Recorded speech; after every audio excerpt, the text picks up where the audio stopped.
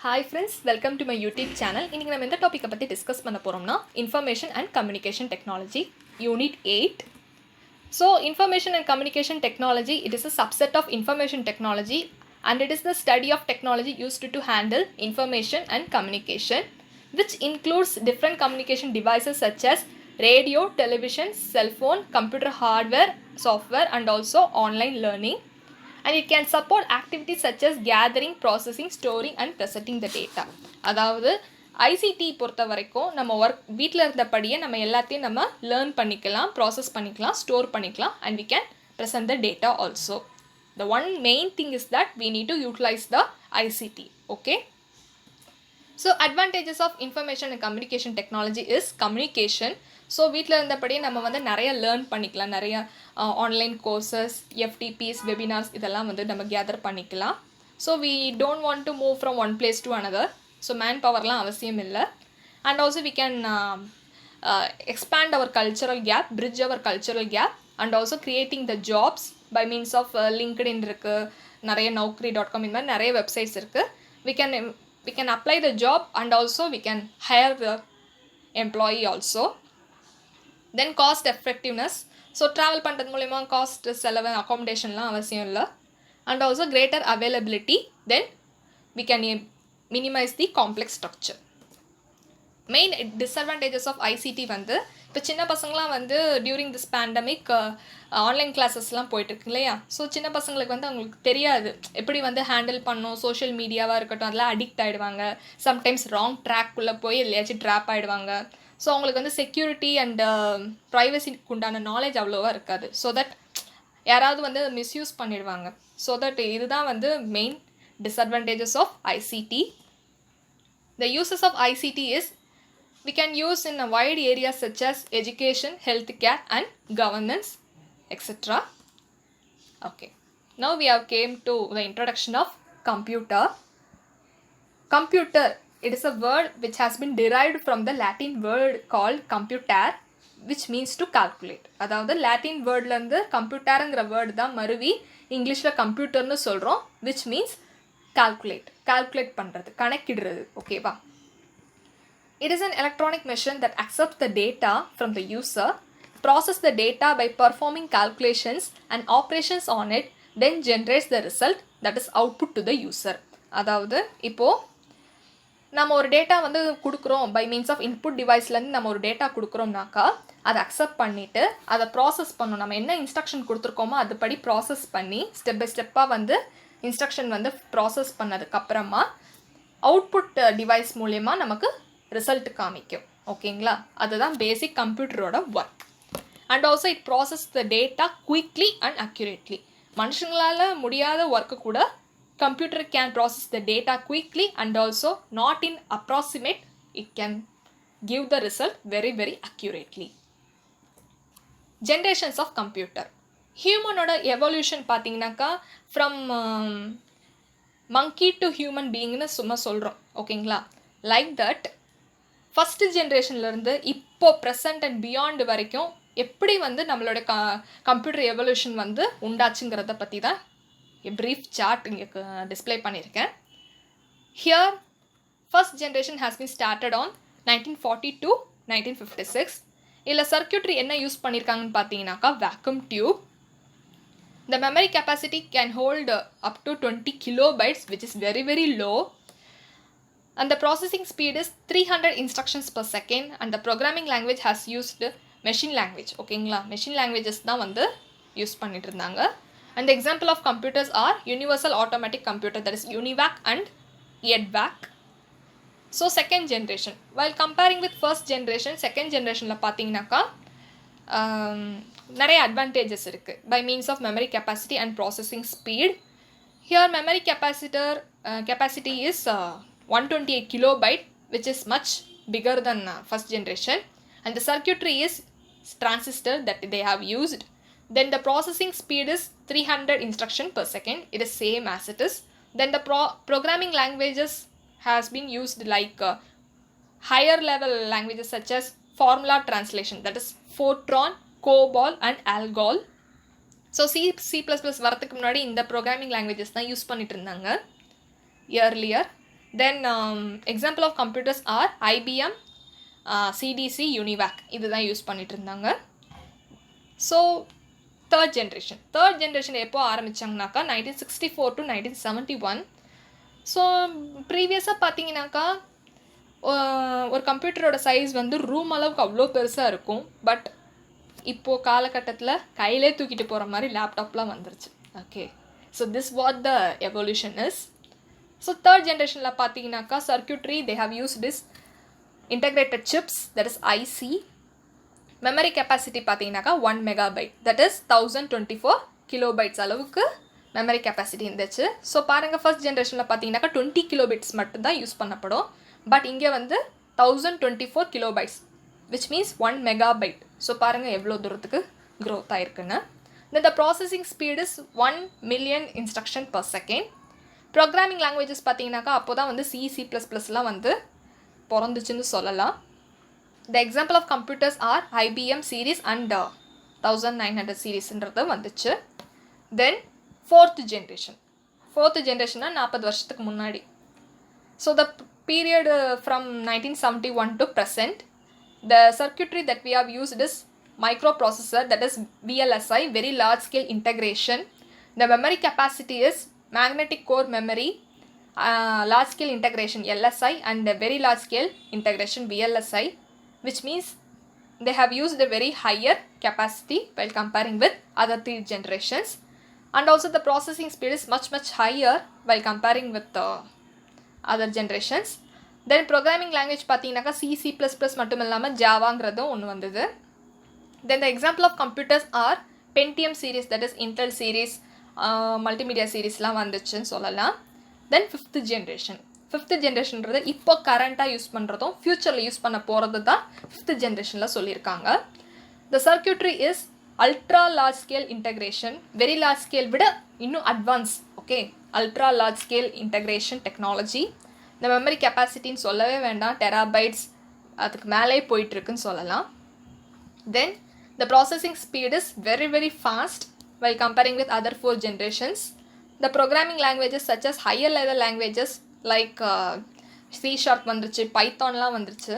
So Python பார்த்தீங்கன்னாக்கா நிறைய machine learning, deep learning அல்காரிதம்ஸ்லாம் வந்து அதை வச்சு தான் நம்ம இம்ப்ளிமெண்ட் பண்ணலாம். தென் நியூரல் நெட்வொர்க்ஸ் எல்லாம் வந்துருச்சு. The example of computers are we can able to generate the artificial intelligence, ரோபோட்டிக்ஸ்லாம் வந்து இப்போது உலகத்துக்கு வந்துருச்சு. So this is the basic evolution of computer. Components of computer, இதை டயக்ராம் பார்த்தோன்னே உங்களுக்கு என்ன ஞாபகம் வரும் பார்த்தீங்கன்னா, it is a block diagram of கம்ப்யூட்டர்னு சொல்லலாம். So here we are having input unit, output unit, then in middle we are having the central processing unit. அதில் 3 காம்போனன்ட்ஸ் இருக்குது, that is ALU, CU and MU. இதை பற்றி நம்ம next ஸ்லைடில் பார்க்க போகிறோம். Input unit. So these devices take input and convert it into binary language that the computer understand. So basically இப்போ பார்த்தீங்கன்னாக்கா இப்போ ஒரு ஆப்ரேஷன் பண்ண போகிறோம்னு வச்சுக்கோங்க, அடிஷன் ஆப்ரேஷன் பண்ண போகிறோம் by means of 2 inputs. So 2 inputs for example 5 and 2ன்னு எடுத்துக்கோங்களேன். ஸோ 5, 2ங்கிறது நம்ம கம்ப்யூட்டருக்கு கொடுக்கும்போது அது டேரெக்டாக எடுத்துக்காது 5, 2ன்னு சொல்லிட்டு. நடுவில் நம்ம ஒரு ஆப்ரேட்டர் கொடுக்குறோம் ப்ளஸ்ன்னு சொல்லிட்டு. ஓகேங்களா? So computer doesn't know about the 5 and 2. So அந்த 5, 2 அப்படிங்கிறது it can convert into binary language because human language கம்ப்யூட்டருக்கு டேரெக்டாக சொன்னால் புரியாது. ஸோ கம்ப்யூட்டருக்கு தெரிஞ்சது 2 விஷயம் தான், ஒன்று 0, இன்னொன்று 1, அவ்வளோதான். So which is known as the binary language. So 5, 2ங்கிறது 5க்கு ஈக்குவலண்ட்டாக பைனரியாக கன்வெர்ட் பண்ணும், தென் 2க்கு ஈக்குவலண்ட்டாக பைனரியாக கன்வெர்ட் பண்ணி, தென் ப்ளஸ் சிம்பிளையும் பைனரியாக கன்வெர்ட் பண்ணி it will return as a 7. So அந்த 7 கூட பைனரியில் தான் இருக்கும், அதோட லாங்குவேஜில் தான் இருக்கும். ஸோ அதை வந்து நம்மளுடைய ஹியூமன் லாங்குவேஜ்க்கு கன்வெர்ட் பண்ணி நமக்கு ரிசல்ட் கொடுக்கும் 7ன்னு சொல்லிட்டு. ஓகேங்களா? ஸோ இன்புட் யூனிட் என்ன பண்ணும்னாக்கா பேசிக்காக நம்மளுடைய கொடுத்த இன்புட்டை வந்து எடுத்துக்கிட்டு பைனரி லாங்குவேஜாக கன்வெர்ட் பண்ணிக்கும், அவ்வளோதான். அவுட்புட் டிவைஸுங்கிறது நமக்கு ரிசல்ட் கொடுக்குறது தான் அவுட்புட் டிவைஸ். ஸோ அதை நம்ம லேட்டராக பார்க்க போகிறோம். So some of the common input devices are keyboard, pointing devices such as mouse, trackball, joystick and light pen. Mouse வந்து 2 விதமாக கிளாஸிஃபை பண்ணலாம். ஒரு 20 இயர்ஸ்க்கு முன்னாடி கம்ப்யூட்டர் அந்த உலகத்துக்கு வந்ததப்போ we are having the ball mouse. Okay, under it we can have a ball, but we are not using now. அதில் இப்போ வந்து we are using optical mouse. Under that, instead of ball, the light will appear. Then track ball, joystick வந்து basically gaming purpose-க்கு இப்போ joystick தான் use பண்ணிட்டு இருந்தோம் in 90s period-ல. Then light pin. Then barcode reader வந்து இப்போ வந்து யாரும் ரிட்டன் பில்லெல்லாம் பண்ணுறது கிடையாது. ஜஸ்ட் பார்கோடில் வந்து அந்த ரீடர் வந்து ரீட் பண்ணும், அந்த கேரக்டர்ஸ் வந்து ரீட் பண்ணிவிட்டு ஸோ ஆட்டோமேட்டிக்காக வந்து பில்லிங் போட்டு உங்களுக்கு இதுதான் அமௌண்ட் சொல்லிவிட்டு யூ நீட் டு பே அப்படின்னு சொல்லிட்டு காமிக்கும். அதுதான் வந்து பார்கோட் ரீடரோட work. Then optical mark recognition which is otherwise known as OMR ரீடரில் பார்த்தீங்கன்னாக்கா இயர்லியராக இந்த ஆன்லைன் எக்ஸாம்ஸ்லாம் வைக்கிறதுக்கு முன்னாடி நீங்கள் பார்த்துருக்கலாம், இந்த டிஎன்பிஎஸ்சி இந்த மாதிரி நிறைய காம்படிட்டிவ் எக்ஸாம்ஸில் ஸ்டாஃப் செலெக்ஷன் கமிஷன்ஸ்லாம் பார்த்தீங்கன்னா அப்ஜெக்டிவ் டைப்ஸ்லாம் வந்து இப்படி தான் வைப்பாங்க. ஜஸ்ட் உங்களுக்கு ஒரு வந்து கொஷின் பேப்பர் கொடுத்துருவாங்க and also they can give the OMR sheet. அந்த ஓஎம்ஆர் ஷீட் என்ன பண்ணணுன்னாக்கா we need to shade that which is the correct answer. அந்த ஷேடிங் பொறுத்து தான் வந்து இவால்வேட் பண்ணும். அந்த ஷேடிங்கை தான் வந்து அது இன்புட்டாக எடுத்துக்கும். ஓகேங்களா? ஸோ அந்த ட்ரெடிஷ்னல் ப்ராக்டிசஸ் வந்து யூஸ் பண்ணிட்டு இருந்தாங்க before CBT has arrived. Computer based test வரதுக்கு முன்னாடி இந்த மாதிரி ஒரு ட்ரெடிஷ்னல் அப்ரோச் தான் வந்து ஃபாலோ பண்ணிட்டு இருந்தாங்க. தென் ஸ்கேனர், ஏதாச்சும் ஒரு டாக்குமெண்ட் ஏதாச்சும் ஒரு பேப்பர் ஸ்கேன் பண்ணணும்னா ஸ்கேன் பண்ணிக்கலாம், அது வந்து ஒரு பிக்சர் ஃபார்மேட்டில் கூட ஸ்டோர் பண்ணி வச்சுக்கலாம். Then biometric sensor. So security வந்து இப்போ பயோமெட்ரிக்கில் தான் ரொம்ப இவால்வ் ஆகிட்டு இருக்கு. Using our fingerprint we can unlock our gadgets. Then microphone பார்த்தீங்கன்னாக்கா it's an input device. Because நம்மளுடைய வந்து சவுண்ட் சிக்னல் தான் வந்து நம்மளுடைய வாய்ஸ் சிக்னல்லாம் வந்து பைனரி தட் இஸ் டிஜிட்டலாக கன்வெர்ட் ஆகி ப்ராசஸ் ஆகும். Then webcam is nothing but it's also input device. இல்லை மைக்ரோஃபோனில் வந்து சவுண்ட் சிக்னலு, இங்கே வந்து வீடியோ சிக்னல்ஸ் வந்து பைனரியாக கன்வெர்ட் ஆகி டிஸ்பிளே பண்ணும். That is called as webcam. It is an input device. So CPU. Once the information is entered into the computer by the input device, the processor process it. இப்போ நான் 5+2 சொல்லிட்டு input நான் கொடுத்துட்டேன். So அதனோட வேலை என்ன, 7ன்னு சொல்லிட்டு ரிட்டர்ன் பண்ணணும். ஸோ அதுக்கு உண்டான ஒர்க்லாம் யார் பார்க்குறாங்கன்னு பார்த்தீங்கன்னாக்கா இந்த CPU தான். Basically CPU called as the brain of the computer because it is the control center of the computer. என்ன தான் கை கால் மூக்கு கண்ணெல்லாம் இருந்தாலும் பிரெயின் இல்லாமல் ஒன்றும் பண்ண முடியாது. இல்லைனா ஹியூமன் பீயிங் வந்து கோமாவில் தான் இருக்கணும். Okay, so brain of the computer is nothing but CPU. Okay, central processing unit. Data is fetched from memory or input device and CPU executes or performs the required computation and then either stores the output or display on the output device. இப்போ நான் 5+2 கொடுத்துட்டேன். So 5+2 7 சொல்லிட்டு operate பண்ணிவிட்டு என்ன பண்ணுனாக்கா அந்த 7 அப்படிங்கிற result வந்து output unit மூலமா காமிக்க வைக்கும் and also it can store also. And the CPU has the 3 main components, that is ALU, arithmetic logic unit, control unit and memory unit. First one is arithmetic and logic unit. It performs mathematical calculation and takes the logical decision. It includes addition, subtraction, multiplication and division and also logical decisions such as which one is larger or smaller or equal, and can use some logic gate operations such as and or not, XOR, etc. Okay, not only addition and subtraction மட்டும் இல்லாமல் logical decision-ம் எடுக்கும். So அதுதான் வந்து ALU-ஓட வேலை. Then control unit. என்னதான் வந்து input unit, output unit, ALU, memory எது இருந்தாலும் கண்ட்ரோல் யூனிட் இல்லாமல் ஒன்றும் பண்ண முடியாது. பிகாஸ் என்னதான் வந்து ஒரு என்ன சொல்கிறது சிக்னல் இல்லாமல் ஒன்றும் பண்ண முடியாது. என்னதான் பொருள் அப்படி இப்படி இருந்தாலும் பேசிக்காக அந்த டிரான்ஸ்மிட்டிங் மீடியம் அது வந்து கண்ட்ரோல் பண்ணுற ஒரு ஆர்கனைசர் இல்லாமல் எந்த ஒரு ஒர்க்கும் சரியாக நடக்காது. So that control unit is very very important and it coordinates and controls the data flow in and out of the CPU and also controls all the operations of ALU, memory register and also input or output unit. இது எல்லாத்தையும் organise பண்ணுற ஒரு medium தான் வந்து control யூனிட்னு சொல்கிறாங்க. And it is also responsible for carrying out all the instructions stored in the program. ஒவ்வொரு step by step instruction execute பண்ணுறதுக்கு ஒரு ஏதுவாக இருக்கிறது தான் வந்து கண்ட்ரோல் யூனிட்னு சொல்லுவாங்க. And it decodes the fetched instruction interprets it and send control signals to input or output devices until the required operation is done properly by ALU and memory. Okay, இது என்ன பண்ணுனாக்கா நம்மளோட இன்ஸ்ட்ரக்ஷன்ஸ் எல்லாம் வந்து decode பண்ணோம். Decode பண்ணி then it interprets it and it can send the control signals to either input device or output device until the required option is done by the memory and the ALU. Okay, memory unit. Memory unit ங்கிறது அதனுடைய work என்னன்னு பார்த்தீங்கன்னாக்கா it is used for storage of data and instruction based on temporary or permanent basis. நம்ம இவ்வளோ work பண்ணியிருக்கோம் இல்லையா, அது வந்து ஒரு இடத்துல ஸ்டோர் பண்ணணும்.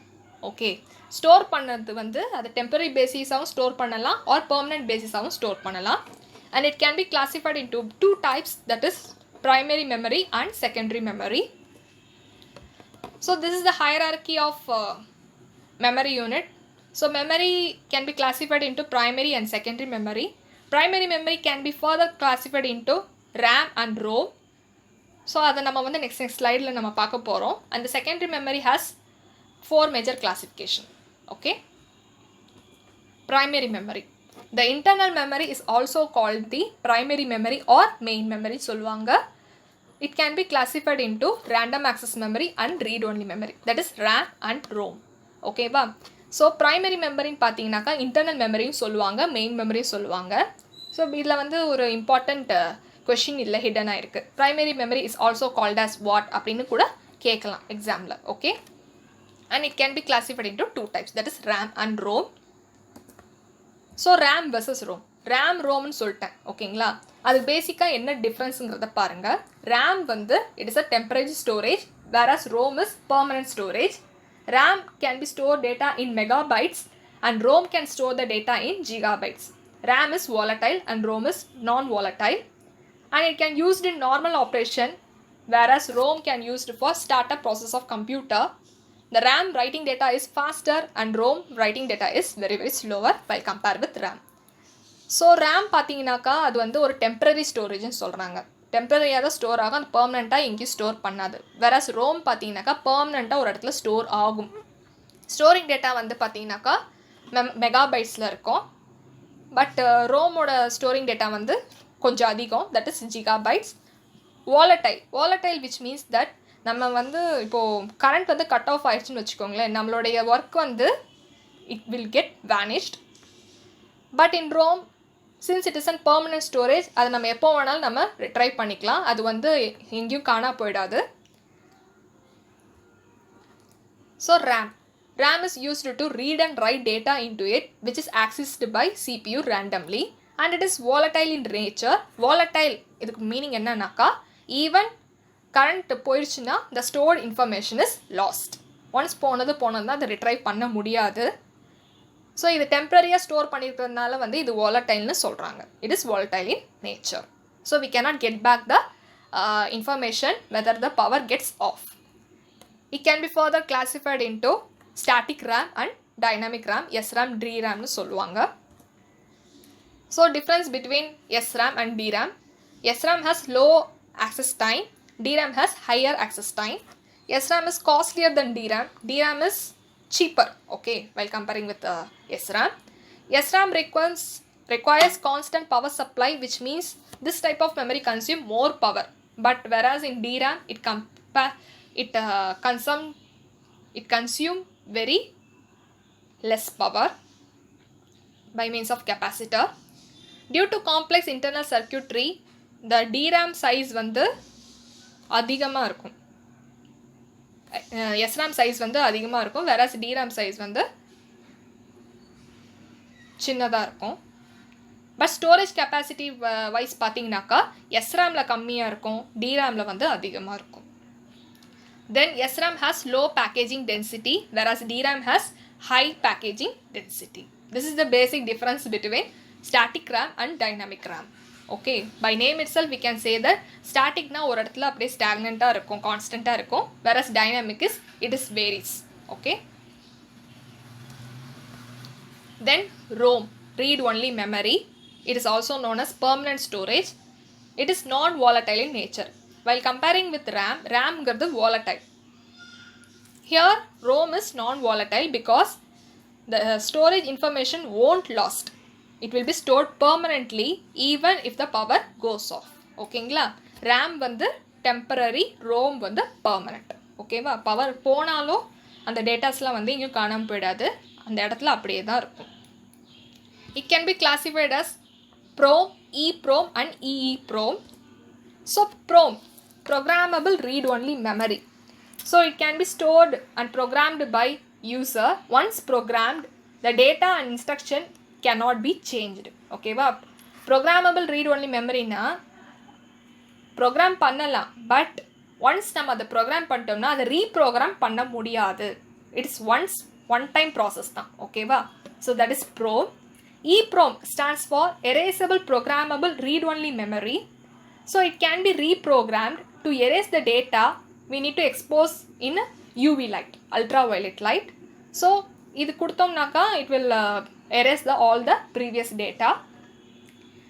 EEPROM, that is electrically erasable programmable read-only memory.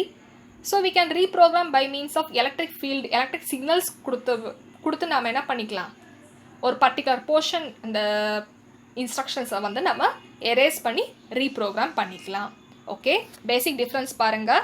From வந்து one time process, once program பண்ணிட்டோம்னா அது சேஞ்ச் பண்ண முடியாது.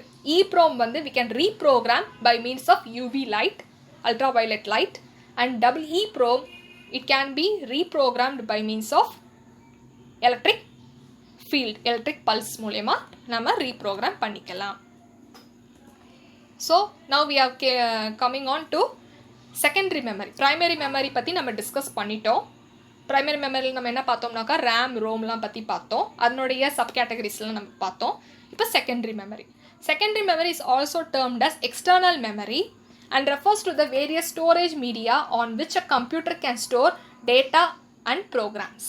The secondary memory can be fixed or removable. ஏன் ஃபிக்ஸ்டுன்னு சொல்கிறோம் பார்த்தீங்கன்னாக்கா, ஹார்ட் டிஸ்க்லாம் வந்து ரிமூவ் பண்ண முடியாது. ஒன்ஸ் அதுக்கு சிபியூவில் ஃபிக்ஸ் ஆகி தான் இருக்கும். அதை விட்டு அது எக்ஸ்டர்னலுங்கிறதுனால அது வெளியே இருக்குன்னு சொல்ல முடியாது. ஓகேங்களா? அது வந்து சிபியூக்குள்ளே ஃபிக்ஸ்ட் ஆகி தான் இருக்கும். Okay, it is a fixed storage media. But removable பார்த்தீங்கன்னாக்கா secondary hard disk and also like CD, pen drive இதெல்லாம் வந்து ரிமூவபிள். நம்ம ஒன்று இன்சர்ட் பண்ணிவிட்டு தென் இல்லை ஸ்டோர் பண்ணதுக்கப்புறம் எஜெக்ட் பண்ணிக்கலாம். ஓகே, ஃபஸ்ட்டு இப்போ நம்ம பார்க்க போகிறது floppy disk. A floppy disk is a flexible disk with a magnetic coating on it. இது வந்து ஒரு 30-40 இயர்ஸ்க்கு முன்னாடி யூஸ் பண்ணோம். பட் இது வந்து இல்லை என்ன மெயின் டிஸ்அட்வான்டேஜ் பார்த்தீங்கன்னாக்கா, சைஸ் பெருசாக இருக்கும் அது வேறு. பட் இதில் வந்து கொஞ்சம் டேட்டாஸ் தான் வந்து ஸ்டோர் பண்ண முடியும். It can store up to only 1.44 megabyte of data. Okay, very less memory ஸ்டோரேஜுங்கிறதுனால இப்போ நம்ம வந்து யூஸ் பண்ண போகிறது கிடையாது. தென் ஹார்ட் டிஸ்க். ஹார்ட் டிஸ்கில் பார்த்தீங்கன்னாக்கா it consist of one or more circular disk called platters which are mounted on a common spindle. ஓகேங்களா? ஒரு நீட்டு ஸ்பிண்டில் இருக்கும், அதில் வந்து நிறைய சர்க்குலர் டிஸ்க் வந்து அடுக்கடுக்கி வச்சுருப்பாங்க, which is called as platters. And each surface of a platter is coated with a magnetic material and are capable of storing data. இது எதுக்காக மேக்னெட்டிக் மெட்டீரியல் வச்சுருக்காங்கன்னு பார்த்தீங்கன்னாக்கா, அந்த டேட்டா வந்து ஸ்டோர் பண்ணுறதுக்காகவே மேக்னெட்டிக் மெட்டீரியல்னால கோட் பண்ணியிருப்பாங்க. And the information is recorded on the surface of the rotating disk by means of magnetic read-write head. And these head are joined to a common arm called access arm. ஓகேவா? ஒரு arm வந்து access பண்ணுறதுக்காகவே இந்த head வந்து join பண்ணி வச்சுருக்காங்க. So it is not a removable one. CD is also a removable disk. That is, the compact disk drive is a device that a computer uses to read data and it is encoded digitally on a compact disk. The CD drive can be installed inside a computer's compartment provided with an opening of easier disk tray access, or it can be used by a peripheral device connected to one of the ports provided in the computer system. அதாவது CD வந்து வெளியே தெரியாது நம்ம CD போட்டிருக்கோங்கிறது. ஏன்னு பார்த்தீங்கன்னாக்கா, இப்போ சிபியூவில் வந்து ஒரு இது இருக்கும், ட்ரே. அந்த ட்ரேக்குள்ளே நம்ம வந்து சிடி வச்சு நம்ம உள்ளே இன்சர்ட் பண்ணிக்க வேண்டியது தான். So and it can be processed. So நம்ம ஏதாச்சும் எடிட் பண்ணணுன்னாக்கா அந்த சிடி பேர்ன் பண்ணிவிட்டு எடிட் பண்ணுற மாதிரி இருக்கும். ஸோ அந்த மாதிரி ப்ராசஸ் தான். டேரெக்டாக நம்ம வந்து ரீட் ரைட் ப்ராசஸ்லாம் பண்ண முடியாது. And the compact disk or CD can store approximately 650 or 700 megabytes of data. So while comparing with now இப்போது வந்து சிடிங்கிறது அவுடேட்டட் ஆயிடுச்சு. அவ்வளோதான் நம்ம ஸ்டோரே பண்ண முடியும். இப்போ யார் சிடிலாம் ரொம்ப யூஸ் பண்ணுறாங்க சொல்லுங்கள். Okay, DVD. It is an advancement of CD. It stands for Digital Versatile Disc or Digital Video Disc ன்னு கூட சொல்லலாம். It looks just like a CD and uses similar technology, but it allows track to space closely enough to store data that is more than 6 times than a CD capacity. அதாவது இப்போ ஒவ்வொரு டேட்டாவுக்கும் வந்து spaces வந்து அதிகமாக இருக்கும் சிடியில் பார்த்தீங்கன்னா. But இது DVD பொறுத்த வரைக்கும் ஒவ்வொரு டேட்டாவும் வந்து ஸ்பேஸ் இல்லாமல் அப்படியே நெருக்கி கம்ப்ரஸ் பண்ணி ஸ்டோர் பண்ணி வச்சுருப்பாங்க.